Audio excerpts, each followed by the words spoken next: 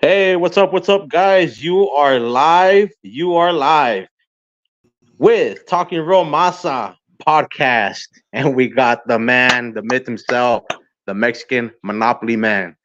Where is he at? Where? Yeah. What's going on? What's going on? Iggyking, what's going on? What's going on, man? How's your day today? It was going good, man. We had a good day, celebrated a birthday, had some barbecue. Heck Hell yeah, yeah. man. That's I what's got to up, count man. I got to count all my hemorrhoids and I'm good. That's what's up, man. Heck yeah. So, as for everybody that knows, we posted, man. We have a special guest today, man. We're excited about that, man, and we're ready to do it. You know what I mean? Hell yeah. Fuck yeah. Let's do it. Hell yeah. How was your day? Hey man, everything was good, man. Positive vibes, man. Everything was great. Went out, had a little bit of fun, man. Went out and had lunch. All in all, pretty good day. Was the energy like weird or was it good? Man, let me tell you something. So I stayed up last night, doing homework, man, as we all know, and it was a little weird, man. It's a little foggy, but it's there, man. It's all good. As long as you were talkative. Yes, sir. Yes, sir. All No, right. the weird vibes weren't around me, man. The weird vibes wasn't around me or nothing like that. Um, but yeah, no, it was good. We had a great lunch and watched a little bit of the Dodgers game, and they came out with victory. So What was the score again? say that again. The score wasn't it like 4-1 or something? It was I think it was a real close game. I don't remember to tell you the truth. I left like around the sixth inning or whatever it was, so I wasn't able to really catch the score. Oh, okay. All right. All right. I think it was 4-1, if I'm not Yeah, it, mistaken. it was a game. I think it was close, but they came out with victory, so that's all that matters. And how's the weather out there in Arizona? Hey man, it was getting warm, and then all of a sudden it started getting cold. And we keep in touch, man. So I'm gonna say it what it was, man. I got sick. Had like a little flu or fever. I don't know what was going on with me, man, but it was what it was. Yeah, yeah, it's going around. It's going around. A lot of people are getting fucking sick. Yes, sir. Yes, sir. Me, I'm too short, so the sickness goes right over me. Hell yeah. Boop Yeah, yeah. boop. Boop boop. Oh, wrong hand, right? Yeah, I know. I'm still getting used to it, dude. Yeah, man. Fuck that. Yeah, man. So, how was your week, honestly? My week, it was good. Work was a little busy, little busy. The temperature's going up, so we're gonna start getting busy. So let's see, good things to come. Good things to come. Yeah, Yes, sir. yeah, yeah. But other than that, yeah, it was fucking awesome, man. Just Yes, waiting for the night. That's what I was waiting for. yes, sir. So check this out, man. Last week we're gonna get a little bit into sports for a second, real quick, before we bring our guest in at around 8:15. But man, this last week was a heck of a week, man, for the Dodgers, man. Hey, And who did they sweep? hey, they swept the Giants, bro. They swept the Giants. No, did Yeah, they? Shut the yeah. fuck up. They swept them, man. They swept them. Wow. So I didn't. No, just kidding. I knew that. Fuck them. yeah, man. So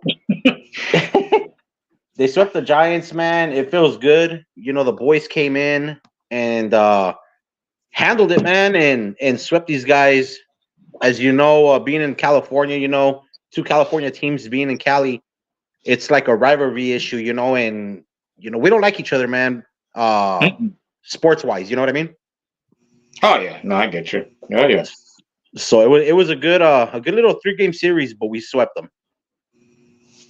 it's like the Lakers and Golden State, Yeah. the Santa Clara Hyenas and us Raiders, and then Oh you got yeah. the Giants and fucking the Dodgers. So yeah, we don't like them. Sports wise, Yeah. like you said, we don't like them. I Right. can care I can care less about them, but I'm glad we swept them. It was a good feeling. Hell yeah. Right. I see. I see. Our guest is in the box already. Should we bring him on, or what's? Should we do it already? Let's get to it. Hey, let's do it, man. If you want, if Hey, he's there and he's like a jack in the box, bring him in. hey, let's do it, man. I'm gonna play the little video. I know you guys, like as always, you guys seen it on TikTok, man. I'm gonna play the video real quick, and then we'll be right back.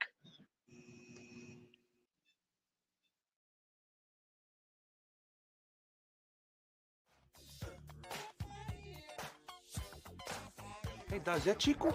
What's wrong with him? Hey, so what's wrong with my perro? What you do to my dog, fool? Se falta feria, güey. ¿Qué?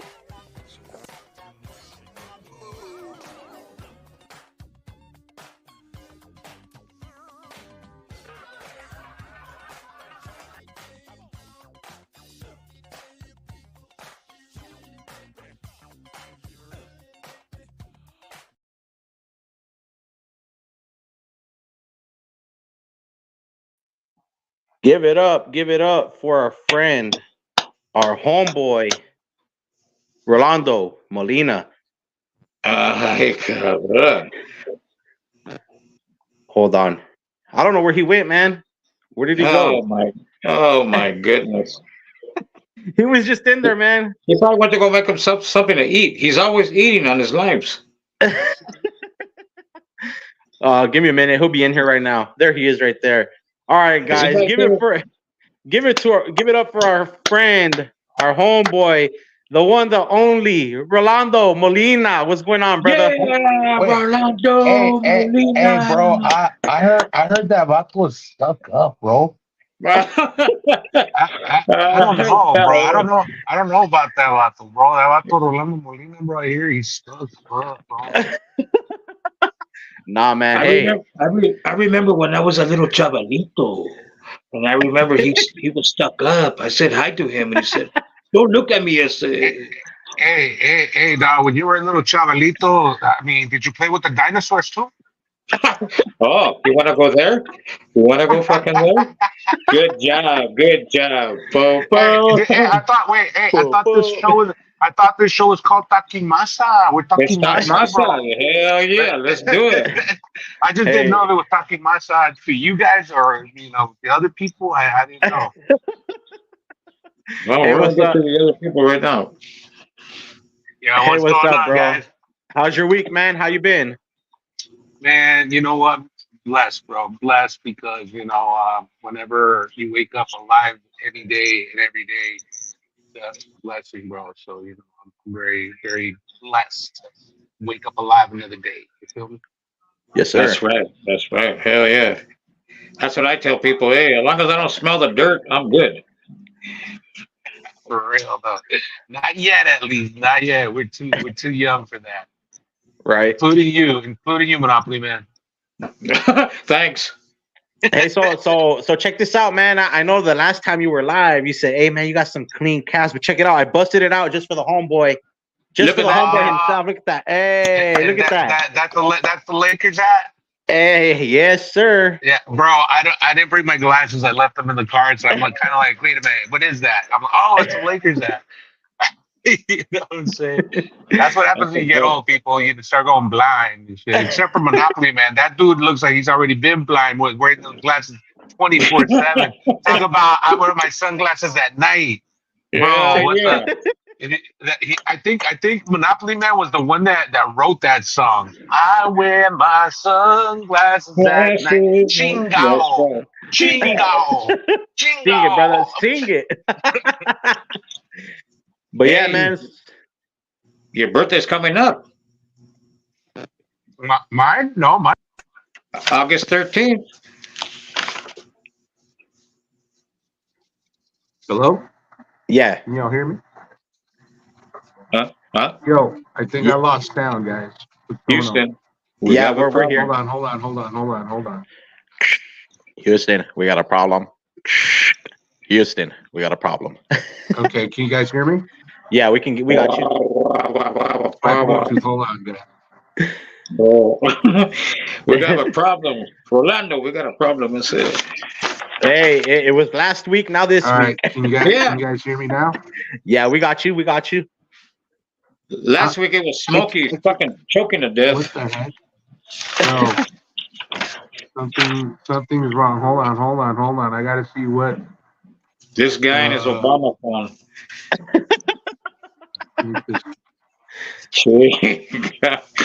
Sorry, guys, we're having technical difficulties here for some reason. Oh my goodness. Are we good? Are we clear?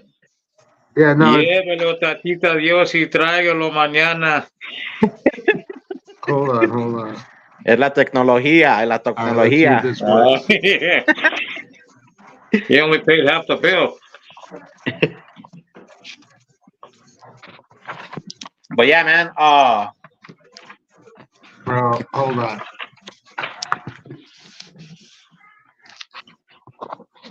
What an amateur with this guy. See, I told you this guy Rolando is not only is he stuck up, he's an amateur too, bro. Right? Like I can't hear the sound, bro. You can't hear us? Ay, cabrón, it's like yelling at my ex-wife. Hey, right. Can you hear me or what? I can hear you guys, but very low. Turn up the volume on your phone. Maybe it turned down. Should I leave the room and come back? Yeah, go for it. Go ahead and leave the room and come back. Do it. Because I don't understand why the sound is so low, bro. My volume's completely all the way up. You sure it's not you? Let me leave the room and come back, yeah? All right, go for it. Good way to get out of the show, huh? But yeah, man. So, yeah, as we wait for our guest to come back, man. Yeah, ya se fue. It's over. Done. Yeah, that's it, guys. Yeah, that was a good way to get out, fucking Rolando. It was a great interview. But yeah, man. So, Iggy, I do that to people when they call. Hey, what's up? And I'm like, oh shit. Hold on. Yeah. What? I'm not talking to nobody. What? Okay. Hey, I gotta go. Bye. Boop, boop. So that's how you get out of it. Right. Yeah, But yeah, no, we gotta iron out the kinks, man. For real, we gotta iron out the kinks. Hey, it's a work in the making, man. So you know, everything's good, man. We'll get Rolando back up in here, and hopefully everything's well on his end. I think Smokey and him are cahoots. Yeah. But yeah, man. But anyways, hey, what about the women's basketball? The women's the basketball for women's. I don't follow it much, man. I really don't. I don't know. I never followed it either until that one gabacha. She's pretty fucking awesome, dude, from Iowa. Yeah. What the fuck's her name? Something Clark, or I forget what her name is, but yeah, she's a badass. Right. She's a fucking badass. Yeah. Yeah. They're in the championship. I think tomorrow they play at 3:00. So, hell yeah. Yeah, they get the undefeated South Carolina. So. Yes, sir. I think she'll be. I don't know who. Somebody said she's gonna get drafted into the WNBA. I don't know who's taking her, but we'll see what happens. But yeah. Yes, sir. Yeah, I don't really follow it, man. So I have no idea who she is or anything like that. Who she is? Who she is? Yeah. Did you just call her a hoochie? Yeah. I don't know who that hoochie is, but ay, cabrón. It's the Spanglish, man. The Spanglish. She's gonna hear this. Yeah, she's gonna hear this. That fucking dude called me a hoochie. Oh fuck. What's up, Jose? He says, "What's good, bros? Raider Nation for life." That's right. Yes, sir. Shout out to John K. Also watching right now. Here we go. Here comes our guest. What's going on? No, guys, I ended up having to switch over to my laptop, which actually I got a pair of these with this. Not my laptop. This is my no piezas, güey. No piezas. Hold on. I go, hey, he's on his way to go make some food again. Because every time you do a live, you're eating. I go, oh shit, here Nah, we you go. better- Now he fucking muted everybody. He froze. Shout out to Hey, look at the smile. Hey, Ay, cabrón. So I'm wondering if his connections are good or not, man. But shout out to Tootie. Tootie's watching right now in you know YouTube. what? Hey, the connections in his head. Ay, cabrón. Okay, There Hey, you it's go. not the real Masa, homeboy. That's it. bro, this is crazy. I'm trying to connect this, but it's not working. Let me. Hey, you need to take all that equipment back to Rent-A-Center. Get your money back. Bro, I remember Reddit Center too. Remember, everybody thought they were all bad. They had like nice couches and everything, and then the next week you see them picking it up because they didn't make the payment. All right. What happened, Mister Old Bad? Oh, he's gone again. Look at that. That's bullshit, dude. This is bullshit. I'm tired of this shit, dude. Just say you don't want to fucking hang out. You don't need to fucking do all this technical difficulty shit. Nah, not just kidding. Nah, Just kidding. he'll be back. He'll be back. Yeah. I'm sure he's having a little trouble, but we're good. We're good. Yo me estoy enojando. Hey man, let's talk about a subject real quick before he comes back up in here. But What are we talking about? let's talk what we talk, man. Let's do it. Let's talk Masa. Fuck the haters. You know what I mean? The who? Los haters, man. Fuck the haters. Fucking Let's haters, go. man. Okay, now we're good. Now we're golden. All right, Hey, all right. tell Obama to stop sending you gifts. Bro, But hey, you got bro, the phone, now the headphones. Obama was the best thing that ever happened to this country. Stop it. Hell yeah. You're right on that one. All right, guys, we're good now, guys. We're good for sure. We're good. So Are you positive? yes, sir. Because now I'm on my tablet, and it's good to go. Okay, Monopoly, you good on your end, man? Fuck yeah. Well, let me check my pulse. Check Yeah, the I'm diaper. good. Somebody check that diaper. Yeah. Hey, nurse. Yeah. Get in here. Yo, bro, that nurse is not doing her job, bro. She's Yeah, not. man. I got a not big doing her masa. job, She though. don't want to take it out. Hey, I got a big masa here. Take it out. Come on. All right. No, Hey, we're no, good. actually, this is better because now I can see you guys because I got a brand new tablet, right? Yeah. And I'm just barely got it yesterday, so I've been having to do setup on it and everything. And like right now, I had to set up the headphones. And, anyways, but we're good to go. We're good to Yeah. go. Yeah. So, All right. so who are we talking Masa about? We're talking Masa about you, man, and honestly, on some real stuff, we're talking about you today, man. The show's about you today. All People right. want to know about you, man, what you've been up to, everything, man. So, I don't know. You want to start it off, Monopoly, man? Yeah, you always got questions. You always got good questions. Let's roll. Let's First do of it. all, we want to say what's up to your mama Anna and your brother Mario. Thank you, guys. Thank you. That means a lot, man. It means a lot. Hell yeah. And those of you that don't know, by the way, is this live streaming? Like people are watching us right now live? Well, yeah. Yes, sir. All right. So let me send apologies to everybody for all the technical difficulties before we started. But those of you that don't know, my mom was diagnosed with a rare form of lung cancer last year. It's actually it's a tumor that was growing in her bronchial tubes. One of them, left bronchial tube, and she had surgery to have it removed last year.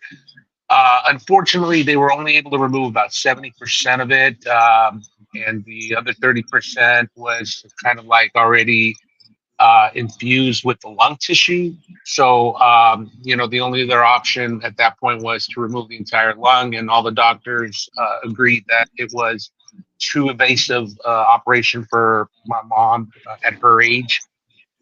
So they try to keep it at bay by giving her a monthly injection to try and suppress. It was called a carcinoid tumor, which the oncologist said that if there's such a thing as good cancer, this would be it because it has a high survivability rate.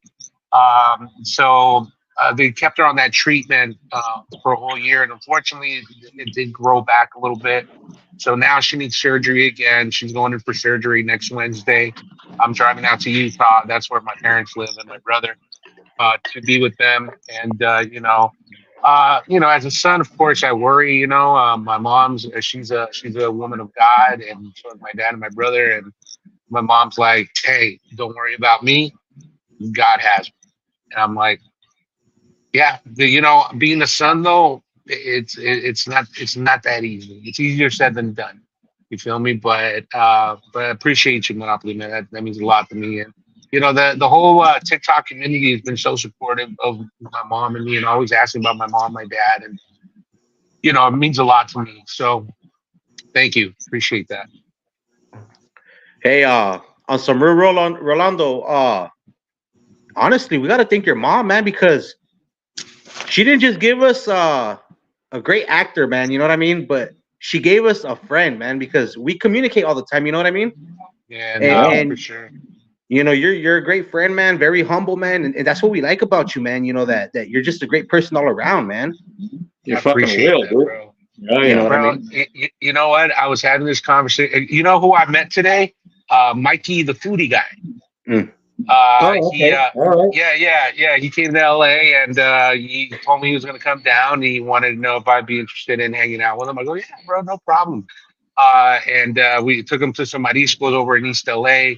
And while we were talking, he said the same thing. He's like, bro, I can't believe I'm sitting here with you. You're just so chill, bro. So down to earth, so humble. I'm like, look, bro.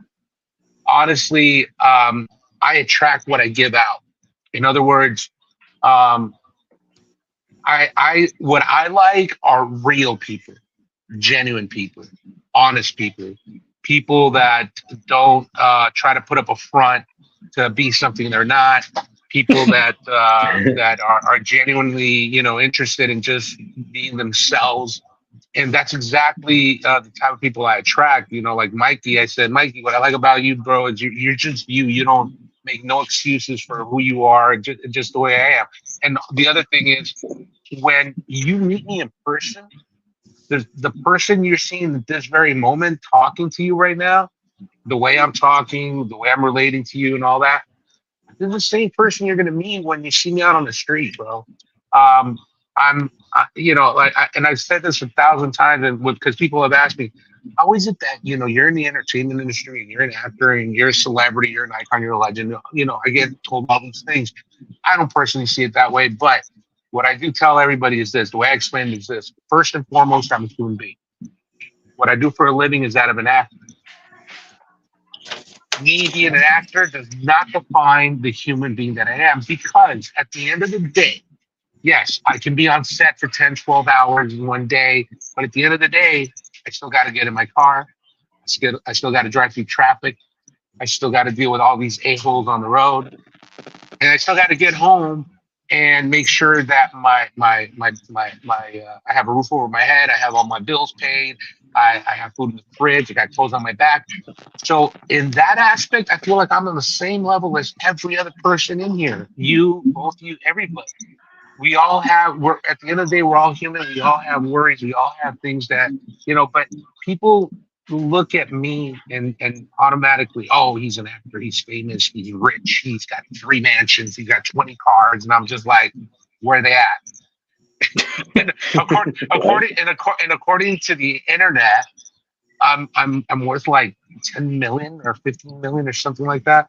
And I'm just like, look, you know what? Look, maybe 12, but I mean, I wouldn't go that way. Not, look, bro. The bottom line is, don't believe everything you hear on the internet. You feel me? Right. And again, the person you're seeing and talking to right now is the same person you'll meet when you meet them in person. Face to face. So yeah, man. So that's the reason why I like guys like you, because you guys are just real. You're just yourselves. You're genuine, and that's what I Yeah. like. I just like hanging out with genuine people. I do not like drama. I get paid to do it, so I don't want it in my real life. You feel me? Yeah. So, and that's the other thing that I was telling Mikey. You know, I mean, Mikey, he comes from a tough neighborhood. You know, he did the gang banging life and all that, and you know, but he's trying to be a better person and make a better life for him and his family, which I respect. So, yeah. But a lot of people don't grow out of that life, you know. They still want to hang around and all that stuff, and it's like, come on, guys, you know. Bro, people. There's some people that just don't want to grow up, man. You feel me? And it's like, bro, you're 40 years old and you're still trying to gangbang. Come on, come Right? on, my guy. Or hey, or you're 50 years old, 50 some years old, and you're wearing a fucking top hat. Gee, go, come on. Bro, those guys are weird to me, bro. Those Oh, the guys guys are with the top weird. hats? Yeah, all those guys are weird to me, bro. Hey, Rolando Molina just called me weird. What the fuck? He's talking Masa. Talk Masa. Hey, That's right. that's what we're doing here. You're being real. You're being real. Yeah, bro. Right? Yeah. Nah, but I appreciate though, man, guys. I appreciate it. You know, all the love you guys show and everything. You know, and I always say, love begets love. You feel me? Right. So, Yes, sir. for sure. And don't get us wrong. We see you as a, you know, the celebrity that you are and whatever, but we also see you as the real guy, you know. You can talk sports, talk about anything. And you're not Yeah. you don't act all pipiriwante. You don't act all like you're up there and we're down here and all that shit, you know. No, well, no, because there's no need for it. There's no need um there's no need for me to be that way, bro. Like I've seen look, man, I've worked with so many celebrities, like I'm talking like, you know, real A-listers. And people always ask me, don't you get starstruck? And I'm like, no, because at the end of the day, we're there doing the same job. We're colleagues. So they ask me whenever you work with John Travolta or you know all these other look again, it's only one actor that I got starstruck by, one, and that was William Shatner. And the reason for that is because William Shatner, to me, was an icon that I grew up with. You know, someone that I looked up to. You know, so when I got to work with him, I didn't realize that I was going to be starstruck by him. But yeah, he's the only one. But every other actor, it's been a pleasure to work with, and I have got so many pictures with them. And matter of fact, Kiefer Sutherland, I worked with him on a show called Touch. And before that, I had seen his work, been following his work since he was in Stand By Me. And that movie, you know, I told Kiefer, I go, Kiefer, man, I love you and Stand By Me. I've been following you ever since. And he's like, wow, that's a long time, you know. But yeah, dude, it's like I said, man, at the end of the day, we're all human, man. I just treat everybody with respect and dignity, and that's all I ask in return. Hey, so taking you back into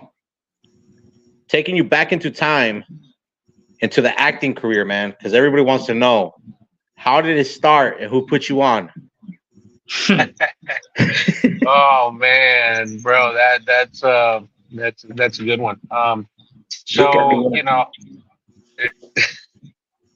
look at me, little puppy. No, Hey, he's not talking to you. I like that. you're right. No, you know, look, the thing is, I've always wanted to be an actor ever since I was 12 years old when I saw Stand By Me.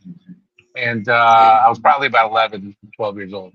And so, you know, when I got out of high school, you know, my counselor, my parents, they all wanted me to pick a college to go to. And I knew that's not what I wanted. I knew I wanted to be an actor. So I opted against going to college. I didn't go to college. And I ended up, you know, just applying at all these different studios for jobs because I figured that's the best way to get my foot in the door, right? And I ended up getting a job at Universal Studios as a security guard. And there is where I met Edward James Olmos. The 911 He, pulled up. yeah, that cherry red 911 pulled up to the Of gate, course. Florida license plate, tinted windows. And I mean, first impression for me was like, hey, that's Eddie Olmos. Hey, that's Zoot Zoot, and I told him, I said, I'm a huge fan, Mr. Olmos. I love you in Zoot Suit, follow you in Miami Vice, and I want to be an actor too. I want to inspiring to be like you. And he's like, do me a favor, don't call me Mr. Olmos, call me Eddie. Made me feel like my father when you call me Mr. Olmos. And I was like, all right, Eddie. Right. All right. So I started calling him Eddie, and and then he was just starting pre-production in his film American Me, and I, long story short, he ended up asking his casting director to ask me if I wanted to audition for the movie because he was looking for a Latino to play a cop. And he liked the way I looked in my uniform, my security guard uniform. So I ended up getting the audition and went out for it and I got the part, man. And that's how my whole career started. Yeah, I just watched American Me today, and I pointed you out to my lady. I go, hey, that's who we're interviewing today. You see that? You see that cop right there? That's him. Esa pinche puerco, cabrón. Yeah. Nah. She was like, man, he was in that. I go, yeah, I didn't even fucking know until. You didn't know? No, I didn't. Did I post that video? Yeah, until you posted the video, and then I was like, ay, cabrón, that was him. Yeah, Nah, so I see, had to watch. so this is the thing, And I was guys. like, Yeah, this is the thing, guys. People, obviously, my claim to fame, if you will, is always going to be next Friday. I will forever be Baby Joker. And I mean, I don't have a choice in that. It is what it is. But with that being said, what I want people to know and realize is that this August 6th will be my 33rd year anniversary of when we began fuck acting. yeah. 33 years, bro. Thank you. And I've done a lot. A lot of television, a lot of films, a few commercials, a bunch of voiceovers. So I'm a well-rounded actor. So with that being said, I have over, I don't know, like 150, 117 credits to my name on IMDb. So the fun part for me is when people hit me up and they see me on a show or a film and then they go, oh my god, that's Rolando Molina. So they'll get their phone and they'll start recording it on TV. Hey bro, this is you. And they'll send me the video and everything. And I've done a couple of duets with those videos, letting my fans know, hey, thank you, I appreciate that. I've done a lot more than just next Friday. So it's always fun and it's always a pleasure to have people discover some of my older work, like right now on that channel Tubi, there are so many shows from the 90s that I did that are on that channel. And I was tripping out. Yeah, bro, it was tripping out. There was one show that I did with James Gandolfini.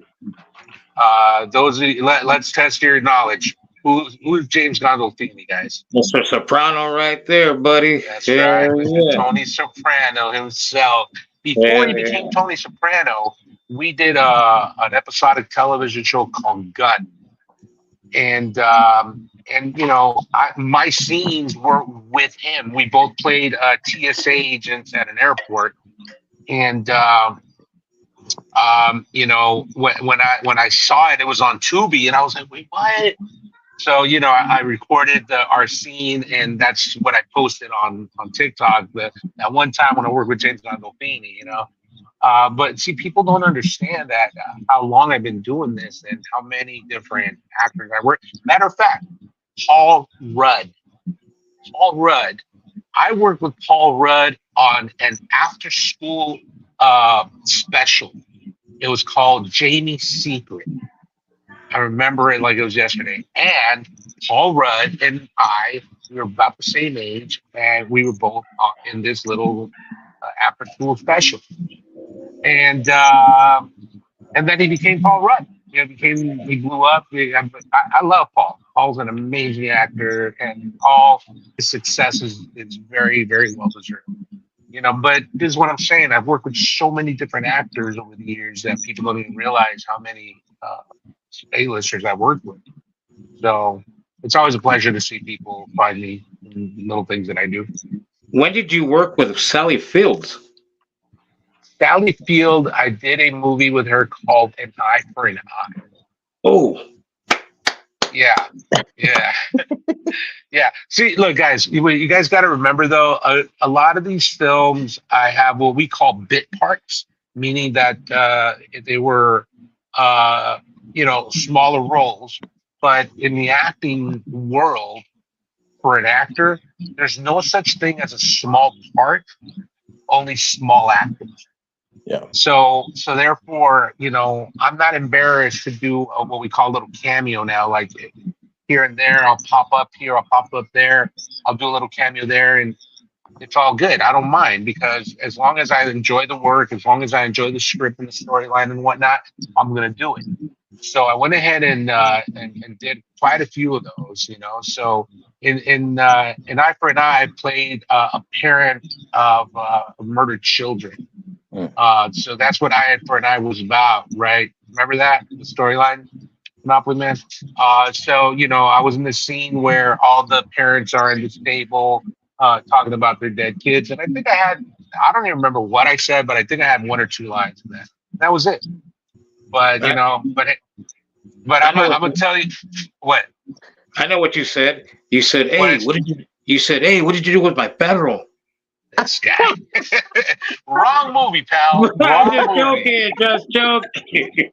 No, but no, the I don't remember what I said in that movie, but like I said, to me, it's just it's part of my career and the things that I've accomplished. I also worked with John Travolta. So John Travolta himself. go ahead, or I'll go ahead with the question. How was working with John Travolta? For me, that was actually a very very special moment because I grew up on John Travolta. I grew up on Saturday Night Fever Yeah. and Grease, two of my favorite John Travolta movies of all time.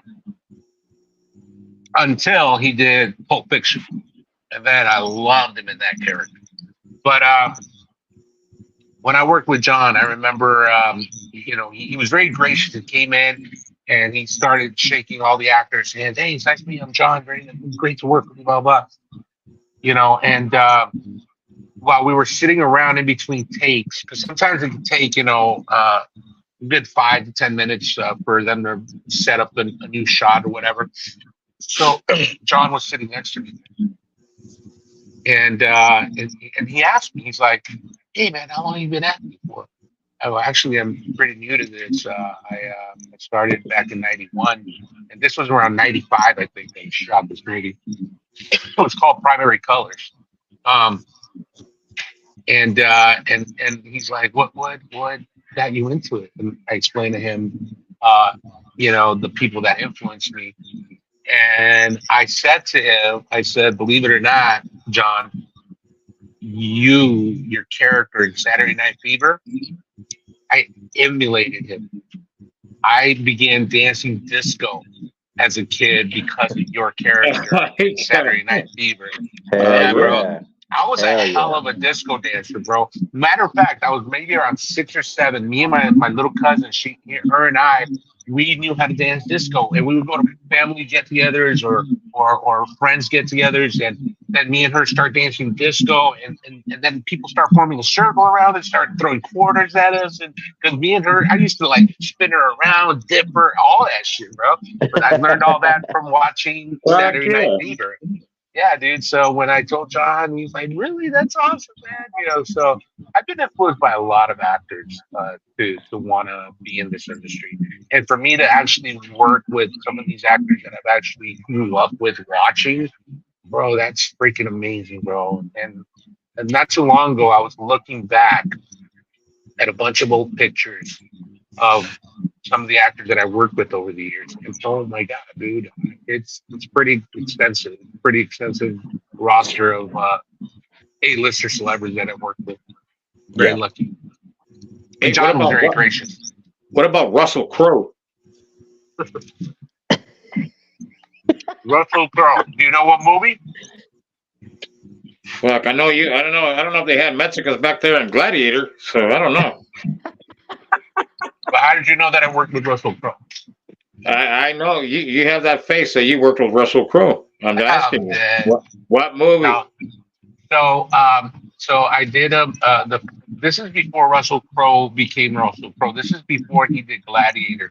Back in 1990, I want to say 92, 93, I shot a movie called Virtuosity.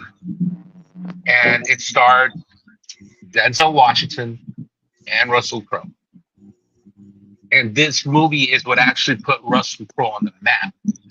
So working with him, I'll be honest, I didn't have too much interaction with him because he was always in character. That's one thing I remembered about Russell.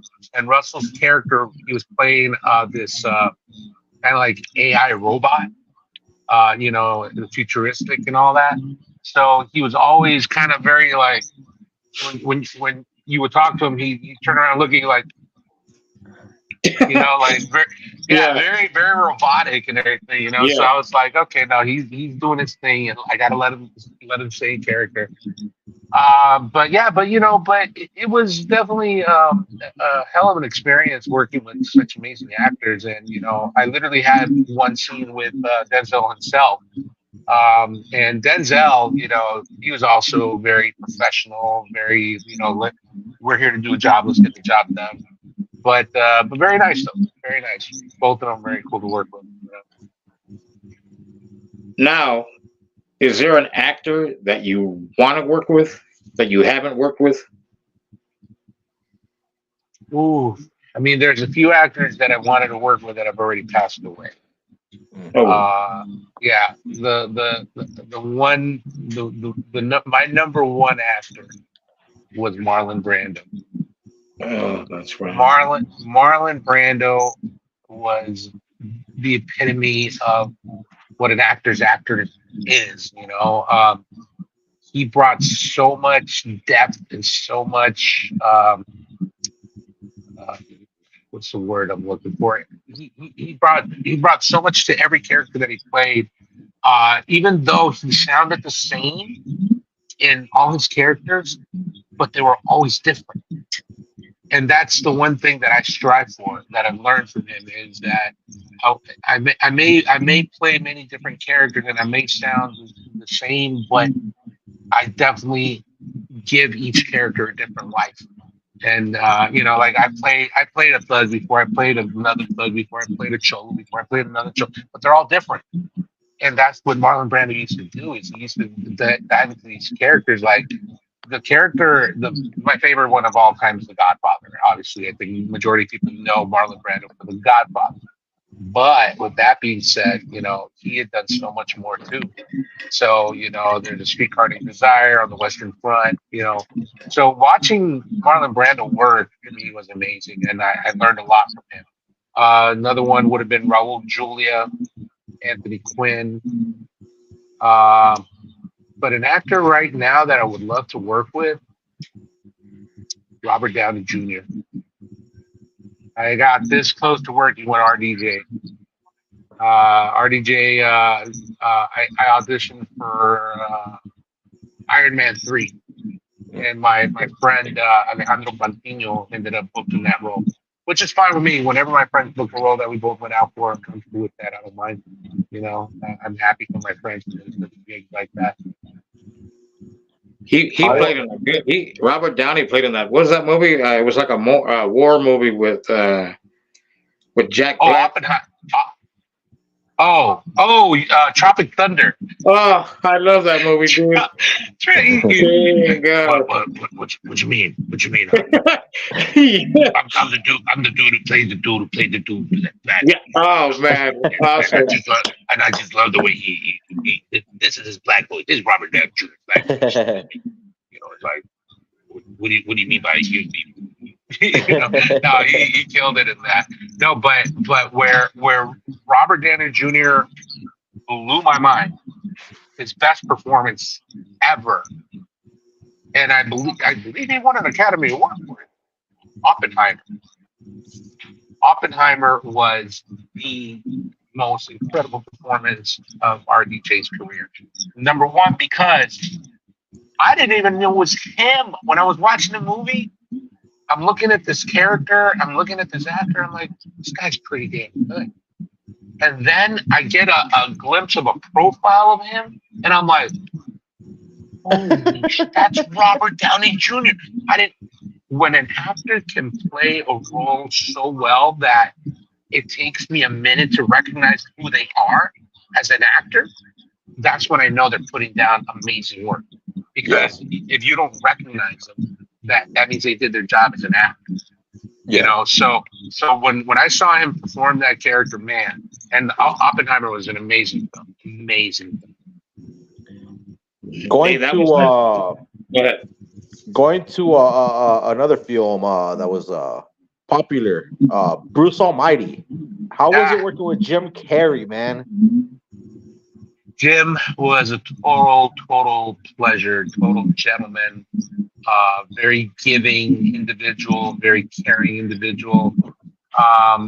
Jim, I grew up watching Jim in the 90s on Living Single. That's where he got his career started, and that's what put him in the public eye and blew him up.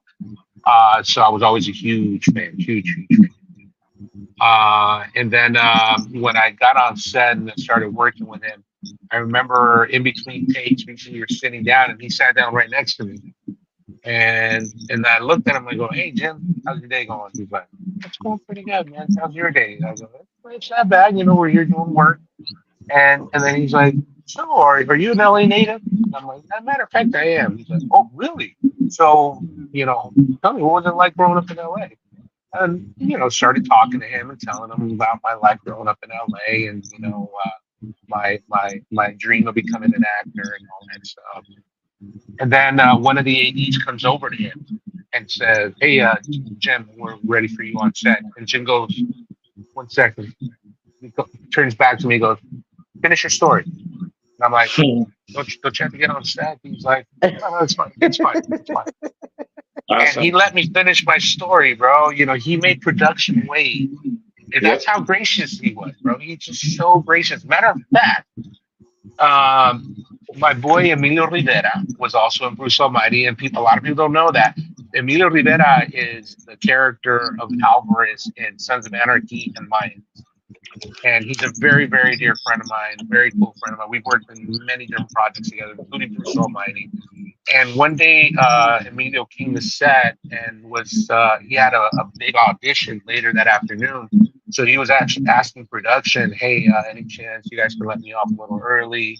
You know, and the production was like, "Well, we don't know, you know, and we don't know how long it's going to be, you know."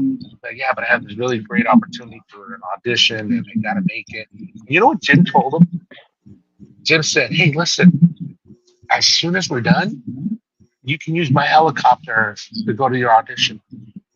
Oh shit! Yeah, and Emilio was like, What? Yeah, man. Yeah, man. I don't have to spill it, bro. But that.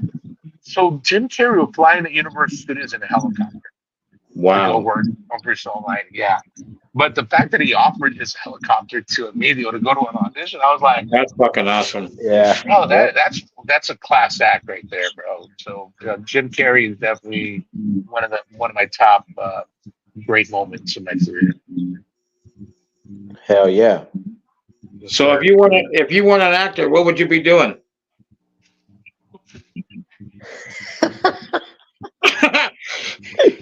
Technical difficulties again?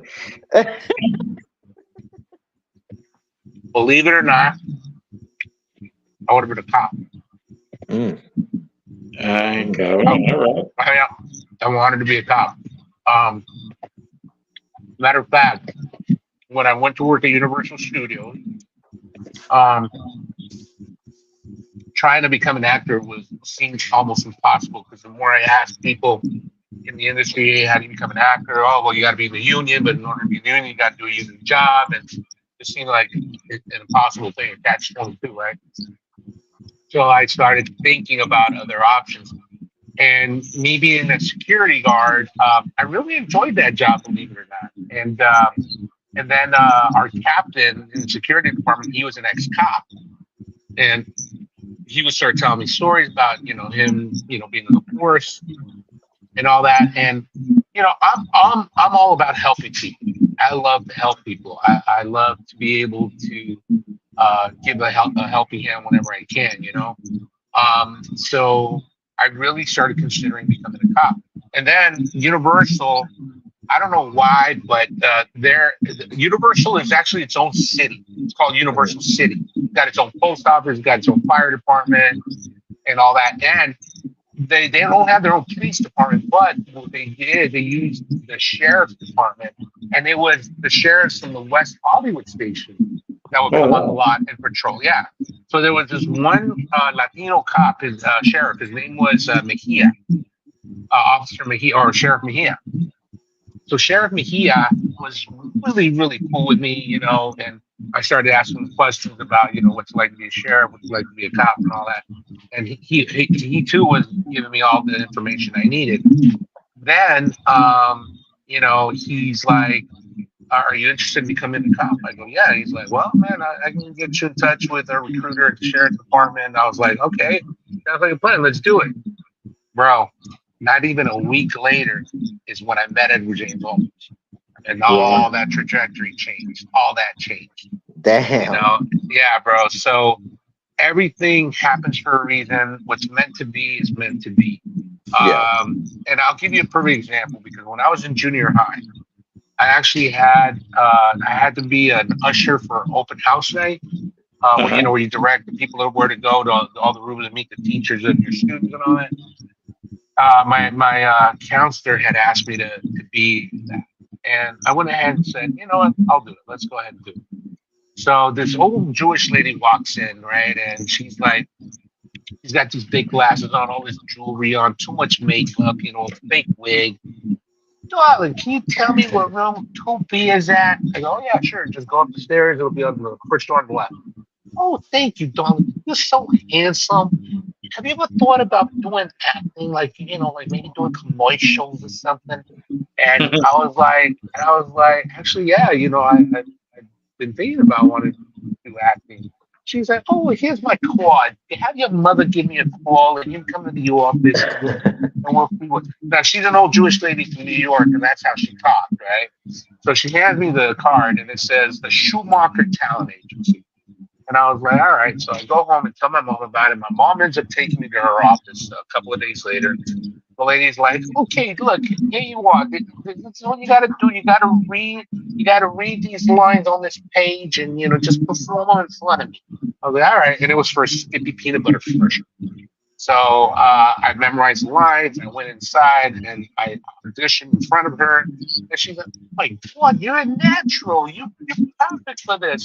She comes outside, tells my mom, mother, I want to represent your son. He's so natural. I think he can do really, really well and doing commercials.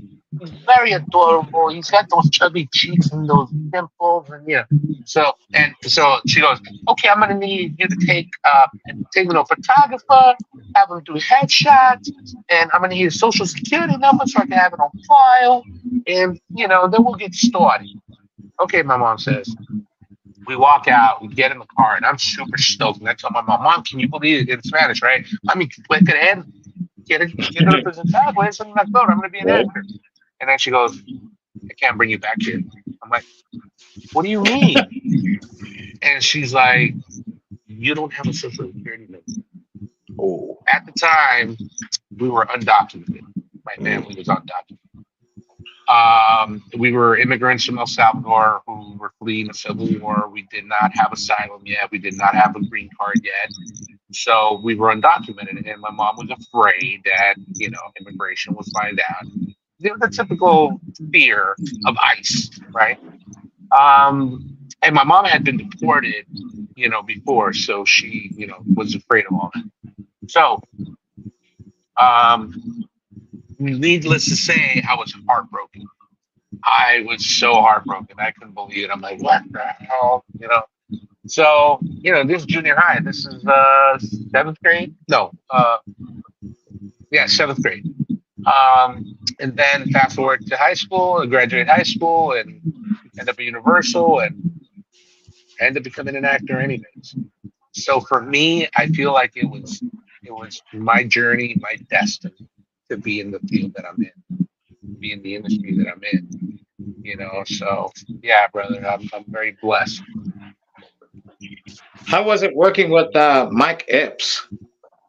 Mike, Mike was funny, bro. Mike, the way you see him on set, he's the same way off set. He likes to have fun. He just likes to have fun, and he likes to get along with everybody. He wants everybody to get along.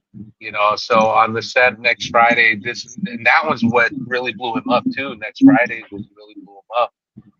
So yeah, no, Mike was definitely a character. I knew he was going to make it big because when I saw his ability to improv comedy the way he did, I was like, this dude's going to make it far. So, and a matter of fact, to be honest with you, I think he did a better job than Chris Tucker. Although people love smoking. Yeah. So you have a movie out there. There's a movie out there, and you relate to it a lot. Being the older brother, you played Hector in it. Can you tell us about that movie? Crazy beautiful. Yep.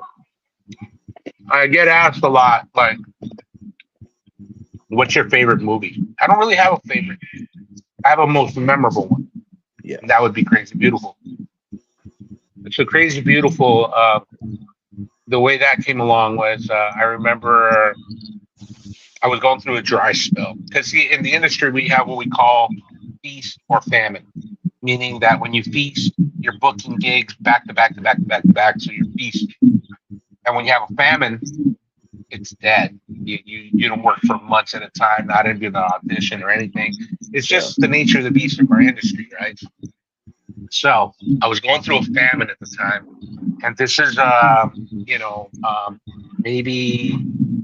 maybe about a year after I finished Next Friday, a year or two after I finished Next Friday. And I was at my buddy Lobo's house. Lobo is the actor who played Little Joker in Next Friday, Paul. Him and I became really good friends after that movie. So I was telling him, bro, it's fucking dead for me, bro. I'm getting frustrated. I was getting depressed about it. And he's like, you know what, bro? Hold on a second, bro. And he walks into his bedroom. He comes back out. He has a script in his hand.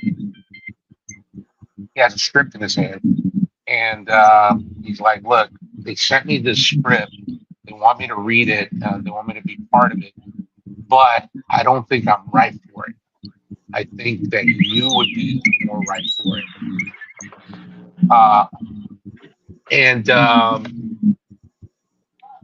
I said, okay. I looked at the title and said, At 17. That was the title of it. I went home and I read it. And I fell in love with it. I thought it was a great script. I thought it was a great story. The kid from the barrio that he's got the talent and the smarts to become something better than his older brother, who is a gang member and screwed up his life, and he's going to his high school, that's an hour away bus drive in the Pacific Palisades. And he's got aspirations of wanting to be a jet fighter, going to Annapolis, the academy and all that. And, as a Latino kid trying to better himself, coming from coming from East LA. So I love the entire story. So I called my agent and I go, hey, I want you to put me in on this. I want to get this audition. And she's like, all right, let me make some calls. And she started making calls. The casting director gets back to her and tells her, well, bad news. The director only wants to audition actors with real tattoos. I was like, what do you mean with actors with real tattoos? Yeah, they want an actual gang member. I was like, they can paint tattoos on me. What the, Yeah. and, Right. and so I was mad. I was so mad. So I did something that I never ever thought I would do, and something that I've never done since. I crashed the audition. I went home and shaved my head. My brother at the time was a gang member, so I took some of his clothes, Ben Davis, khakis and all that, and I went dressed down to the casting director's office. And at the time, they were holding auditions with the director. Yeah. And the casting director looks at me and goes, what are you doing here? I go, well, I know you told my agent, but just give me one opportunity to meet the director. The worst that could happen, he's going to say no. And she's like, you look different. I go, I know. She's like, okay. She's like, look, there's 8 pages of sides. Can you be ready in 10 minutes? And that's called a cold read. Whenever you get the pages and you have to audition right away, that's called a cold read, because you don't have a chance to rehearse it and memorize it, right? So I go, yeah, I got you. So I got the sides, but see, mind you, what they didn't know is that I already had read the script. So in 5 minutes, I come back to the casting director and go, I'm ready. And she's like, only been 5 minutes. I go, I know. Are you sure? Yeah, I'm sure. That's right. So we go in there, and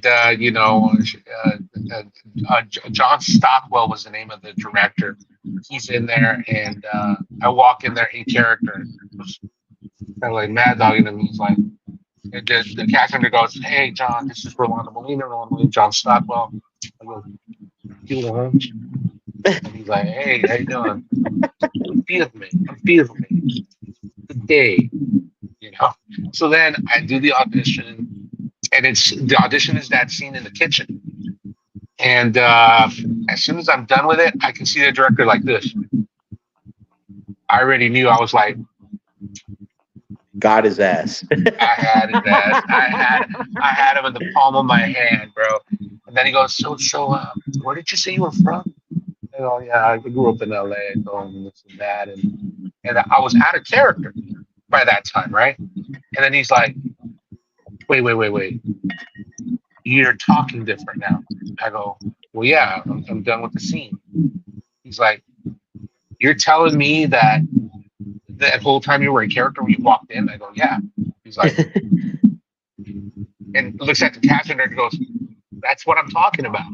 So I knew I had the job, right? Hell yeah. Fast forward to a day later, and my agent calls me and goes, hey, she's like, they're making you an offer, but it's not what we want. I go, what do you mean? Well, this is what they want to pay you. This is the kind of credit they want to give you. And I'm like, oh, that's bullshit. This character was actually one of the stars of the movie. Yeah. And so after seeing what they were offering me, the deal that they were offering me, I turned it down. I told my agent, no, I'm turning it down. And she's like, are you sure? I go, yeah, I'm turning it down. I wasn't sure. I was scared shitless. I was scared to death. I was like, fuck, am I fucking up? Am I doing the right thing? But I knew one thing. I knew my self-worth. Yeah. I knew what I was capable of, and I knew that the director absolutely loved my performance. So I deserved what I was asking. Yeah. So anyway, that night, I'm at home and I get a call. My phone rings, I pick it up, and I'm like, hello? Hey, Rolando. I go, yeah? This is John. John Stockwell. I'm like, oh, John, the director. I go, hey, John, what's up? He's like, hey, so I heard from production that you turned down working with us. I go, I didn't turn down working with this. I go, I turned down the deal that Cashman was trying to give me. He's like, what do you mean? Well, they're trying to give me this and this and that. And he's like, what? Let me call you back in an hour. All right. I didn't hear back from him then. The next day in the morning, my agent calls me and she was like, hey, I got some news. I go, what's that? They came back and they made the offer and gave us everything we wanted. I'm like, what? Yeah, the production said that, you know, they're caving in. They're going to give us what we want. I'm like, so I ended up accepting the deal because it is what I wanted. You know, the credits, the money, everything was right. The check cleared, and I did it. You know, which I'm glad I did because it's definitely one of the most memorable scenes. I got to work with Kirsten Dunst, Jenny Hernandez, Bruce Davidson. Hell yeah. So many different great, amazing actors, you know. And Bruce Davidson, let me tell you, he played the father of Kirsten Dunst's character in the film, and he was such a gracious actor, such a giving actor too, you know. So definitely, you know, the scene in the kitchen where me and Jenny Hernandez go at it, if you will. That's the most memorable part of the entire film because the majority of people always remember that scene. And I've been, you know, told by so many different youngsters how that particular scene they related to. Because, hey, man, I just want to say thank you because you reminded me of my dad or my older brother who tried to tell me the same thing, you know, that I do better than them and this and that. And now they're locked up or they're dead, you know, on the ground. So the fact that it's so relatable to so many young people, even to this day, it's pretty crazy, bro. So definitely Crazy Beautiful is one of my most memorable films that I've done. Hell yeah. All right. We're going to mix this up. I'm going to ask you a question. All right. Whataburger or In-N-Out?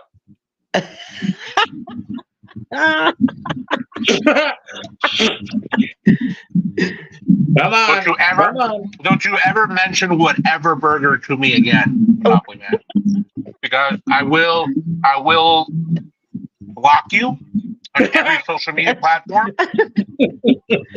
Don't you ever compare, bro. That, bro. You can't compare, bro. You can't compare. Tell us. I'd rather have McDonald's over freaking whatever burger. Yep. You know, and y'all Exactly. from Texas can come at me all you want.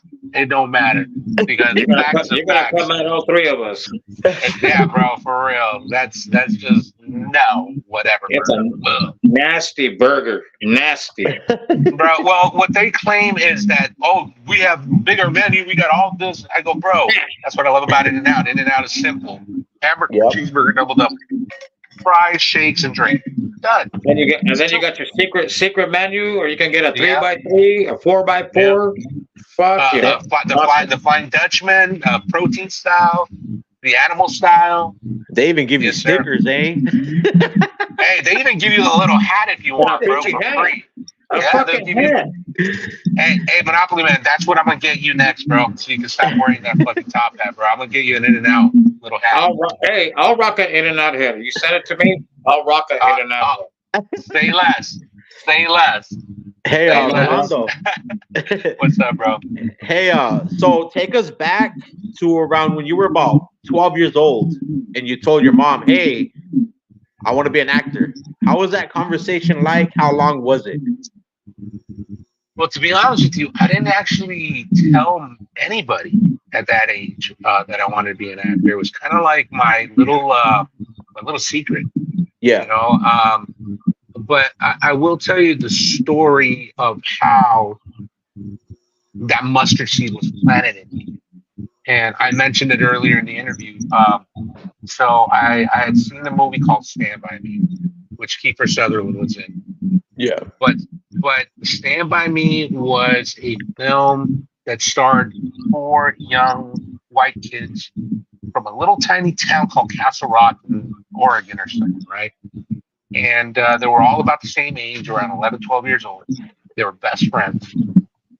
And you had Will Wheaton, who played Gordy LaChance. You had Jerry O'Connell, who played Byrne. You had Corey Feldman, who played Teddy, and then you had River Phoenix. Whoa, did we just lose Iggy? Wait, what happened? No, we're here. We're here. Oh, okay, because there's well, what's this? It's switching. Hold on. We're trying to Yeah. keep going. Okay. Go ahead. Yeah. I got you. So River Phoenix, who played Chris Chambers. In that movie, there was a scene where they're camping, and Chris is talking to Gordy about his him being given a. Oh, you're just figuring out how to. Yeah. Yeah, I see what you're doing. Okay. About the stolen lunch money that he got a 3-day vacation for, and this and that, and and then he talks about how the teacher ended up stealing the lunch money back from him and all this. Then it gets really emotional. He starts crying, and I'm talking. This is a 12-year-old boy who's an actor performing this character, and starts crying so deeply, so emotional that he made me cry. That was the first time any actor had made me cry. And I'm around the same age. I'm around 12 years old. And at that very moment, that's when I knew. I said, that's what I want to do. Yeah. I want to move people like that. I want people to feel something through my performances. I don't care what it is. If they love me, they hate me, whatever the case may be.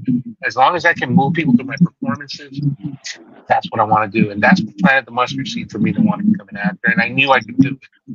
And ever since then, man, unfortunately, River Phoenix passed away at a very young age. He was 22 years old. He died of a drug overdose right in front of the Viper Room. But I got to meet him. Wow. I got to meet him before he died. Yeah. Hell Working yeah. at Universal Studios as a security guard. I got to shake his hand and everything. And I had a crush on him too. I thought he was hot. For a white boy, I thought he was hot. Hey, Yeah. he don't look nothing like his brother, huh? Him and Joaquin, no. No. Those of you that don't know, that's Joaquin Phoenix's older brother. River Phoenix Yeah. is Joaquin, the Yeah. Joker's older brother. The one who won the Academy Award. Yeah. That's Mikey the food guy just sent me a message. Yeah, so I've been very blessed, guys. Yeah. To have the career that I've had, almost 33 years, very blessed. Hell yeah, man. Let's talk a little bit of sports. Let's go. Who's the worst, Cowgirls or the Santa Clara Hyenas? Bro, you know what? I'm going to have to give that title to the Cowgirls, only because the Santa Clara Hyenas, at least what they don't do, they don't beat up their televisions when they lose. They don't shoot their televisions with a 22 pistol when they lose. They don't burn. Right. They don't burn their jerseys when they lose. So I'll give it that title goes to the Cowgirls. Give it up. Give And it up just to for Cowgirls. and just for people could see what you are, what fan base you rock, man. Oh, come on, man. Let Let's them just know. say that. Let's just say that Iggy right there behind him. Those are the teams that I rock. That's right. Raider Nation all day, every day, baby. And of Yes, course, sir. I bleed blue, as you can see, with the special hat and everything. You feel me? Are you a Laker? Are you a Laker? Laker fan all the way. Laker fan all the way. So Although I didn't say anything about the Lakers only because, and I'll be very honest with you guys about this, it's very hard for me to watch a Laker game these days. And the reason for that is because I miss Kobe. I miss Kobe so much because Kobe used to, even after he retired, he used to go to every game just about. Yeah. If he wasn't at a game with Gigi, he was at the Staples Center or on the road with the team, you know. And I really genuinely had hopes that one day Kobe would become the coach, the new coach of the Lakers. And I really believe that was going to happen. So when he passed, it really took a toll on me. Because the Staples Center is truly the house that Kobe built. You know, when they unveiled that statue on February 8th, 2024, Yep. it didn't hit me until that morning when I saw a little news notification pop up. Today is the unveiling of Kobe Bryant's statue in front of the Staples Center. Well, they call it the crypto.com. I'll never call that shit that. It's always been the Staples Yeah, Center. Staples Center. Yeah. And then when I looked at the date, I was like, and you know what? People to this day don't realize the importance of why they decided to pick February 8th, 2024 as the day that they're going to release or unveil the statue. Yeah. So let me school you guys. And this is how you know I'm a real fan. Okay. Let The 'em reason know. they did February 8th, 2024 is because the date was 2/8/24. Gigi, Kobe, and Kobe. That's right. Gigi's number 2, Kobe's number 8, Kobe's number 24. 24. Yep. That's the reason why they waited so long to. That statue was done like years ago, bro. Like 2-3 years ago, it was already done. But they decided, they go, no, we got to release it this date. And I'm glad they did. And I'll tell you, man, I'm not gonna deny the fact that I cried that day too. I cried when they unveiling. You know, so for me, it's just really hard to go to a Laker game or watch a Laker game because I miss Kobe so much. Because nobody All right. on there has that killer instincts like he did. Yeah. Nobody worked as hard as the Black Mamba mentality. Nobody had. Yeah. So you know, but definitely, I'm a LA dude all the way. And before any of you guys come at me, well, if you're an LA dude, why aren't you a Rams fan? Fuck the Lambs. Because they were the Los Angeles Raiders in the 80s, and that's when I became a fan. So that's the reason why. You know, so Raider So Nation, baby. when it I comes to don't even know baseball, what the fuck. Why is San Diego there? Why are the chokers there? I don't get it. Bro, that you know why Monopoly Man? Because the NFL Commission had they wanted to give a big FU to Al Davis. yeah, You know, and those of you that don't know, there's a reason why Al Davis was hated so much by the NFL Commission. When the Raiders left LA back in the mid-90s, went back to Oakland. Why do you guys think there was no LA football for 24 years after that? Nobody knows the answer to that. I'm about to school you guys. Hell yeah. So, in the great wisdom of the great late Al Davis, when he made the deal to come to LA, there were 2 very specific stipulations in his contract that he wanted to make sure were in there. Number 1, that a stadium would be built for the Raiders in LA within a certain amount of time. They didn't do it, which is the reason why he said, well, F you LA, we're going back to Oakland, right? But the second stipulation that was in his contract was that Al Davis himself would be the only one who had strict and only rights to Los Angeles football. And when he left LA, he took those rights with him. And when the NFL Commission said, hey, would you mind releasing those rights so we can get a football team in here? Al Davis said, fuck you.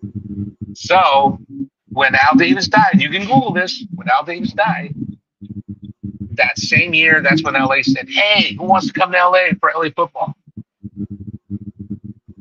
The Rams, the Raiders, and the Chargers all put in a bid, all 3 of them. It should have been the Raiders and the Rams back in LA the way they were in the 80s. But out of spite for Al Davis, they set a big FU to the Raiders and didn't let him back in LA. Plus the mayor from LA didn't want him there either. Exactly. Well, because of that. Because of the fact that, well, you know, I mean, us Raider fans, we do have a reputation, you know. And, so, we're, you know, but we're not all rowdy. Not all like that. It's all an image that they put on us, man. That we're not really like that. You know what I mean? I got a teacher that comes on my live And she keeps on saying, "Oh, I keep on acting like a gang member, and I'm wearing all this shit." I'm like, have you ever seen a gang member fucking do a drive-by in a fucking top hat? No. I'm dead, bro. I'm dead. No. Come on. We're That's not too all funny, gang bro. members. Nah. I mean, so what if we fight each other from time to time? So what if we stab each other from time to time at games when we're drunk? It's fun.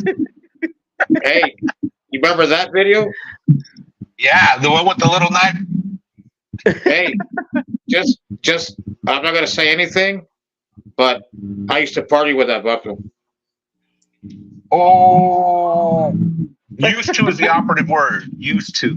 Used is the operative word. Oh yeah, no. that's all I'm gonna say. Bro, that's crazy. I didn't even know that, dude. That when I saw that video, I was like, "Holy moly!" And that happened over at the San Diego, right? in San Diego. Yeah, San Diego. Yeah, man, that was crazy, bro. Yeah, he got 5 years. He got 5 years for that. He had to do them over there. Yeah. Damn, bro. Well, that'll teach you guys. Don't stab your own fans, guys. Do not stab your own fans. Yeah, but it was a big thing. Yeah. Oh yeah. Man, that's So, crazy. so Rolando, onto baseball, man. Who is the most annoying crowd out there out of all the baseball fans? Wait, but it depends when you're talking. Because in the '80s, at least for me, it was the Giants. Yep. Yeah, bro. And even now, though, that like that one Giants fan that got beat up, I don't condone that. And I felt really bad. Let me just say that I don't condone that. I felt really, really bad for how bad he got his ass beat. He got put in a coma. Yeah. But with that being said, when I go to a away game outside of LA to a different stadium wearing my LA gear, I don't leave the stadium talking ish to the fans. Because anything can happen. Bro, you're in their territory. Again, not condoning what the Dodgers fans did to this poor guy, right? Yeah. But at the same time, common sense comes into play that you don't go to somebody else's home turf and talk shit. Yeah.